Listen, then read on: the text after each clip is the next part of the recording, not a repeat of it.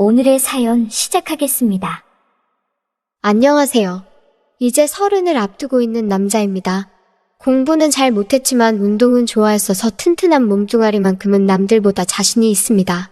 좋은 대학도 못 가고 좋은 회사에 취직은 못했지만 그래도 몸쓰는 일은 자신이 있어서 20대 초반부터 여기저기 택배 상하차장이나 공사판 등 힘써야 하는 곳에서 열심히 일하면서 꾸준히 모아왔기 때문에 아직 직장이 없어도 여유가 있는 상황이에요.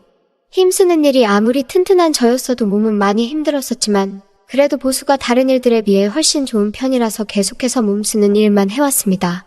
그러다가 언젠가 독서실 총무를 하던 친구가 있었는데 어쩌다가 친구가 고시에 합격을 하게 되면서 당초 예정된 기간보다 일찍 총무 자리를 그만두었어야 했나봐요. 그래서 저한테 부탁을 해오더라고요. 자기가 나가게 되면서 자리를 채워주고 싶은데 제 생각이 나서 한번 물어봤다고요. 보수는 얼마 되지 않았지만 당시에 저도 다른 일은 어떤가 하는 궁금증이 있었기도 하고 그 기간도 워낙 짧아서 제가 한번 해보겠다고 했어요. 돈은 확실히 얼마 벌리지 않았지만 또 그때 나름 몸이 편한 일에 대해서 장점을 느끼게 되었습니다. 돈은 좀 적더라도 비는 시간에 쉬기만 하는 게 아니라 밖에도 나가고 여자들도 만나고 하니까 그런 부분이 너무 좋았어요. 하지만 배운 게 배운 건지라 계속 몸쓰는 일을 하게 되더라고요. 거기에 요즘은 일할 사람이 부족하다고 일자리가 구하기 쉬웠지만 작년만 해도 자영업 하는 사람들이 참 힘들었던 시기라서 인건비를 아낀다고 웬만한 일들은 사장님들이 사람 쓰지 않고 직접 몸으로 때우는 바람에 편한 일자리를 구하기가 참 힘들었어요. 그래서 그때쯤에는 저도 계속 인력사무소에 나가고는 했습니다. 실장님하고 엄청 오랜 관계라서 실장님이 이따금씩 들어오는 보수가 괜찮거나 조금 편한 일들을 저한테 돌려주고는 했는데 그날도 실장님이 다른 사람들 다 새벽 일찍부터 차 태워 보내면서도 저보고는 오늘은 한번 대기해보라고 하더라고요. 그때는 돈이 좀 필요한 일이 있어서 일이 급했는데 아침 9시가 넘어서도록 대기를 하고 있으니 살짝 짜증이 나더라고요. 그랬더니 실장님이 저를 보고 씩 웃으면서 후회 안 하게 해줄 테니까 자기 믿고 기다리라고 하더군요. 이어서 하는 말이 이 여사님이 가끔씩 젊고 덩치 좋은 남자들을 찾는데 이렇게 한번 소개시켜주면 그 일하러 찾아갔던 사람들이 정말 한동안은 사무실에 콧배기도 안 비친다고 하면서 좋은 기회가 될 수도 있고 인력 사무소 나오는 것보다 편한 일일 수 있으니 한번 해보라고 하시더라고요. 의심이 가기도 했지만 그래도 실장님이 그렇다는 데다가 이미 기다린 시간이 몇 시간인데 안 할 이유가 있나요? 그래서 계속 기다렸습니다. 믿는 거 말고는 딱히 할 수 있는 것도 없고 편한 일이라면 저도 싫지만은 않은 상황이었으니까요. 그래도 다행스럽게도 거기서 1시간쯤 더 기다리니 사무실 문이 열리고 누군가가 들어왔어요. 체구는 조금 작지만 기품이 있어 보인다고 해야 하나 아니면 조금 포스가 있다고 해야 하나 아무튼 조금 돈 좀 있어 보이는 사모님 한 분이 문을 열고 들어오더라고요. 너무 과한 게 아닌가 싶을 정도로 하얗게 분칠을 했고 실내인데도 빨간색 테두리에 선글라스를 쓰고 있는 모습이 조금 우스꽝스러워 보이기도 했지만 걸치고 있는 옷이며 가방만 봐도 이 아줌마가 돈 꽤나 많은 사람이라는 느낌이 확 들었습니다. 다짜고짜 저를 손가락으로 가리키더니 실장님한테 이 사람이냐고 물어보더라고요. 실장이 고개를 끄덕이니 제 쪽으로 성큼성큼 걸어 나와서는 대뜸 저에게 일어나 보라고 하더라고요. 제가 몸이 좋다고 한들 보디빌더 같은 사람은 아닌데 제가 키도 185로 엄청 큰 편이고 허우대만큼은 정말 자신이 있었거든요. 조금 이 아줌마의 태도가 언짢긴 했지만 그래도 돈 준다는데 그런 걸 따질 필요가 없으니 자리에서 벌떡 일어났습니다. 제가 일어나니까 이 사모님은 체구가 작아서 제 어깨에도 겨우 닿을랑 말랑하는 체구였는데 제가 일어난 걸 보더니 제 팔뚝 한번 만져보고 옆구리 한번 찔러보고는 만족한 듯한 미소를 보이더니 저보고 따라 나오라고 하더라고요. 가면서 실장한테는 소개료라고 봉투 하나를 주고 갔고요. 다른 말도 없이 사무소 밖을 나갔는데 체구는 작았지만 이 사모님의 포스가 장난이 아니었습니다. 초면에 저한테 반말을 찍찍하는 것은 조금 무례하다고 생각하기는 했는데 행동 하나하나에 확신이 있어 보이고 뭐랄까 거역하기 힘든 그런 게 있었습니다. 짙은 화장만큼 향수 냄새도 강렬했어요. 그런데 가까이서 보니 나이대를 가늠할 수 없을 정도로 피부는 고운 편이었고 그 나이대 아줌마치고는 관리도 제법 하고 있는지 군살 하나 느껴지지 않았습니다. 사무실 주차장에는 인력 사무소에 어울리지 않게 물티 하나 묻지 않은 삐까번쩍이는 외제차가 한 대 주차되어 있더라고요. 제가 차에는 딱히 관심이 없었는데도 제가 봤을 때 저 차가 바로 1억이 넘는다는 그런 차구나 싶었어요. 나중에 알고 보니 2억 정도 하는 차더라고요. 사모님은 저 차가 자기 차라며 따라와서 타라고 말을 했습니다. 운전석으로 타길래 내가 조수석에 앉아야 하나 뒷자리에 앉아야 하나 고민하고 있는데 사모님이 안 타고 뭐 하냐고 하면서 조수석 창문을 내리길래 에라 모르겠다 하고 조수석에 앉았어요. 차 안에 타자마자 사모님의 몸에서 나는 것은 비교도 안 될 정도로 진동하던 향수 냄새가 아직도 기억에 남네요. 사모님은 별다른 설명도 없이 차를 달려서 어디론가 향하더라고요. 한 30분 정도 차를 타고 이동을 하고 있었나 대뜸 사모님이 옆에 있는 제 팔과 허벅지를 한 번씩 만지더니 운동을 좀 했냐고 물어보더라고요.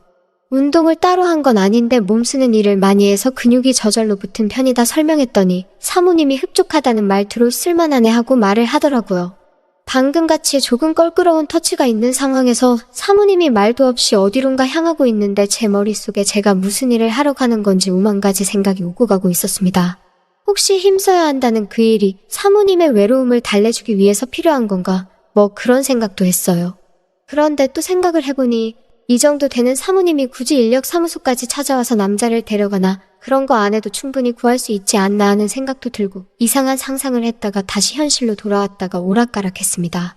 한참을 달려 차가 도착한 곳은 어느 한적한 주택가였습니다. 사모님이 사는 곳이라고 하기에는 조금 타고 다니는 자동차에 비해 별 볼 일 없는 동네가 아닌가 하는 생각이 들었어요. 거기에 주변에는 주택뿐만 아니라 원룸식의 건물도 몇 채 보였거든요. 사모님이 저를 데려간 곳은 그 중에 하나였던 원룸식 건물이었습니다. 사모님은 그 건물 1층에 있는 빈 방으로 저를 안내해줬어요. 그제서야 사모님은 제가 무슨 일을 하게 될지 설명을 해주더군요. 사모님은 그런 원룸 건물을 몇 채 가지고 있는 부동산 임대업자였어요. 남편 되는 분이 돌아가시면서 받은 돈으로 이런 동네에 있는 주택 몇 개를 매입해서 원룸으로 증축을 해 사업을 확장하고 있었나 봅니다. 저는 차를 타고 와서 몰랐지만 이 주변으로 지하철역이 도보로 10분 거리인지라 장사가 제법 잘 된다고 했어요. 다만 사모님이 여자 혼자 몸이라서 그동안 여자 세입자들만 받아왔다고 하더라고요. 그동안 그렇게 큰 문제는 없었는데 요즘 흉흉한 뉴스도 많고 주택가라 골목이 많아서 그런지 세입자들이 불안해하기 시작했다는 겁니다. 그래서 사모님은 1층에 있는 방 한 개를 비워놓고 거기에서 저를 약간 상주하는 경비원 느낌으로 쓰겠다고 하는 거였어요. 그 방에서 자유롭게 지내도 무방하다고, 그리고 제가 집중적으로 근무하게 될 시간은 여성 세입자들이 퇴근하기 시작하는 저녁 6시부터 출근을 시작하는 다음날 아침 8시까지라고요. 방 안에서 뭘 하고 지내든 상관없지만 세입자들이 불안하게 할 행동만 금지해달라고 했고, 특히 근무 시간에는 연락 두절이 되지 않고 필요에 따라서는 세입자들 귀가를 에스코트해주는 일부터 무거운 택배를 옮겨준다든지 하는 자잘한 업무, 그리고 전등 같은 걸 갈아주거나 분리수거를 도와주는 등의 간단한 일 같은 걸 부탁하더라고요. 시간이 조금 애매하긴 했지만 일 자체는 힘들 것도 없어 보이고 무엇보다 보수가 밖에 나가서 막노동을 하는 것보다 많았습니다. 그래서 그 일을 저도 하기로 결정했고요. 일을 시작한 초반에는 너무나도 좋았습니다. 세입자 대부분들이 제 또래의 젊은 여자들이었고 퇴근길에 제가 마중 나가서 집까지 같이 걸어오는 것도 마치 데이트하는 기분이 들어서 너무 좋았어요. 전등 같은 걸 갈아주는 업무는 거의 있지도 않았고 분리수거도 제가 혼자서 하는 게 아니라 세입자들하고 같이 해야 했기 때문에 오히려 저는 수많은 여자들한테 둘러싸여서 일하는 게 너무 행복했습니다. 사모님은 그 근처에 원룸 건물을 몇 채는 더 가지고 계셨는데 조금 어려웠던 건 제가 한 곳에서 상주하면서 지내면서 그 근처에 있는 다른 건물들에 사는 세입자들까지 다 신경을 써줘야 했다는 것이었어요. 그래도 모든 일이 보통 10분 이내로 끝이 나기 때문에 어려울 게 없었습니다.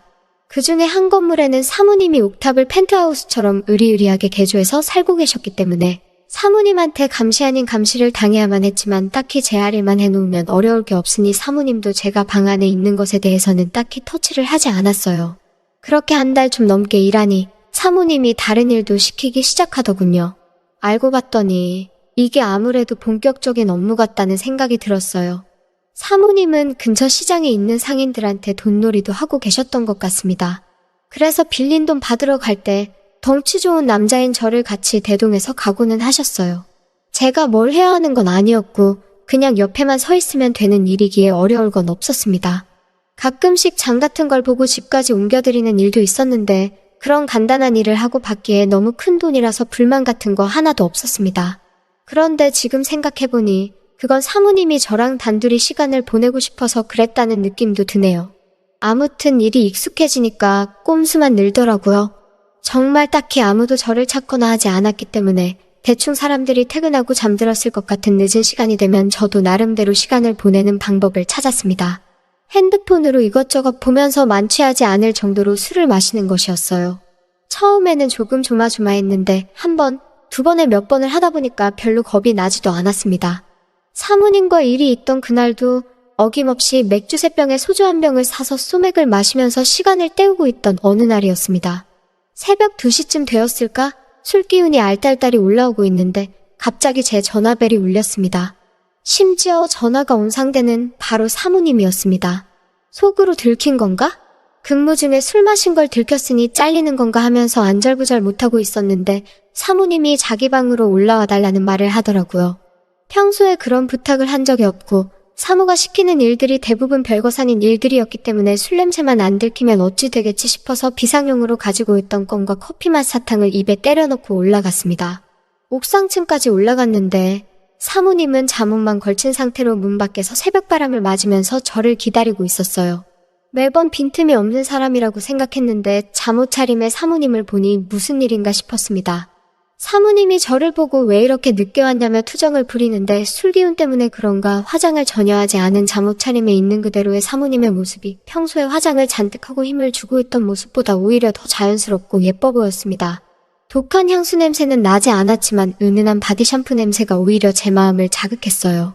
거기에 왜 늦었냐며 투정 부리는 모습이 그동안 어려웠던 사모님의 모습이라기보단 그냥 동네의 친한 누님같이 귀엽게만 느껴졌습니다.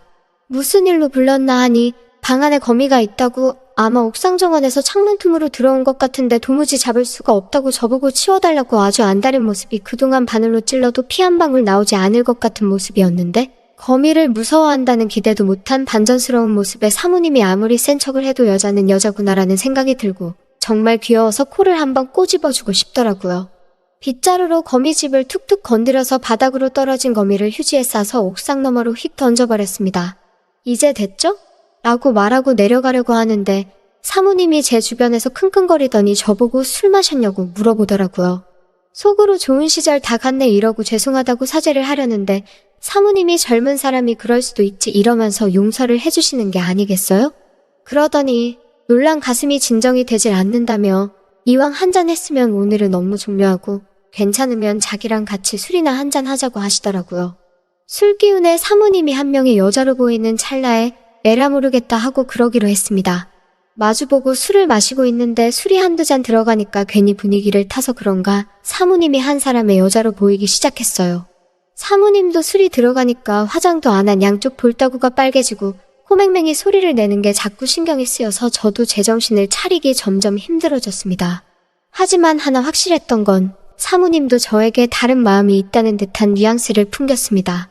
남편이 죽고 나서 여자 혼자 몸으로 성공을 했고 주변 동네 사람들이나 시장 사람들이 저에게 벌벌 기지만 뒤에서는 독한 여자라고 뒷담을 하고 다닌다는 등 이런저런 소개하기를 털어놓더라고요. 젊고 덩치 좋은 남자들을 부리는 것도 세입자를 위해서라지만 사실은 본인 과시를 위해서 하는 거라며 자기가 뭘 하든 주변 사람들은 자기의 뒷담화를 멈추지 않을 거라면서 이런 자기가 늙어서 주책이지 않냐는 둥 대충 들어도 위로받고 싶어 한다는 느낌이 들 정도로 속에 담아둔 이야기를 쏟아냈습니다. 제가 아무리 여자를 잘 몰랐어도 이런 상황에 어떤 말을 해야 할지는 잘 알고 있었습니다. 누구나 속에 비밀 한두 개쯤은 있는 거 아니냐며 능력이 되는데 과시할 수 있으면 하는 게 맞다고 사모님의 말에 맞장구를 쳐주었더니 사모님의 얼굴에 화색이 돌기 시작했어요. 비싼 술이라며 이것저것 따라주는데 저도 기세를 타서 그런가 거절을 못하고 마음껏 들이마시기 시작했습니다. 사모님하고 저의 거리가 가까워지는 찰나 제 전화기가 울리더군요. 세입자 중에 한 명이 회식 때문에 퇴근이 늦었는데 무섭다고 같이 귀가해달라고 하는 전화였던 겁니다. 사모님한테 20분 내로 돌아오겠다고 말하고 후다닥 밖에 나왔는데 정말 많이 아쉬웠습니다. 하필 그 타이밍에 전화를 한 건지 세입자가 미웠습니다. 제가 술이 많이 취해 있었고 회식 때문에 늦은 세입자도 술에 조금 취해 있는 데다가 제 또래에 한미모하는 회사원이었는데 걸으면서 괜히 제 팔짱을 끼려고 하는데도 그 여자가 눈에 들어오지도 않더군요. 아무래도 저도 사모님한테 마음이 있었던 것 같습니다. 부랴부랴 그 여자를 집에다 데려다주고 다시 사모님이 계신 곳으로 불이 나게 달려갔어요. 사모님은 혼자 술을 더 마시다가 혼자서 잠에 들어있더군요. 사모님을 살짝 흔들어 깨워서 부축을 하고 소파까지 데리고 갔습니다. 제 팔을 베고 잠든 사모님이 이제는 제 눈에는 한 명의 여자로 보였습니다. 그날이 지난 뒤부터 사모님은 가끔씩 일 그만 접고 술상대나 해달라고 저를 부르곤 했습니다. 나이 차는 더 이상 우리 둘 사이를 막지 못했고 저도 사모님과 같이 보내는 날이 좋았기 때문에 그렇게 사모님의 옥탑방으로 자주 드나들게 되었어요. 오히려 그 후부터는 사모님이 월급 외에도 용돈이라고 더 챙겨주는 것도 많아졌고 딱히 할 일도 없는 직장에 새로운 재미가 생긴 것 같아 아직도 즐기면서 다니고 있습니다. 사모님이 우리 사이를 숨기고 싶어 하는 것 같으면서도 가끔씩 장 보러 나가면 자기도 모르게 제 손을 잡고 있을 때가 있어요. 언젠가 사모님이 저에게 실증이 난다면 이런 천국 같은 직장에서 영원히 이별을 해야 할 때가 오겠죠. 하지만 그동안은 저도 이 좋은 직장 놓치지 않고 즐겁게 다니려고 하고 있습니다. 그때 제가 사모님과 술을 처음 마실 때 집에 바래다 준 세입자가 요즘 저한테 대놓고 들이대고 있는데 이 여자하고도 즐거운 일이 생길 것만 같네요. 그녀와도 좋은 추억이 생기면 한번 새로운 이야기로 다시 찾아뵙도록 하겠습니다. 들어주셔서 감사합니다.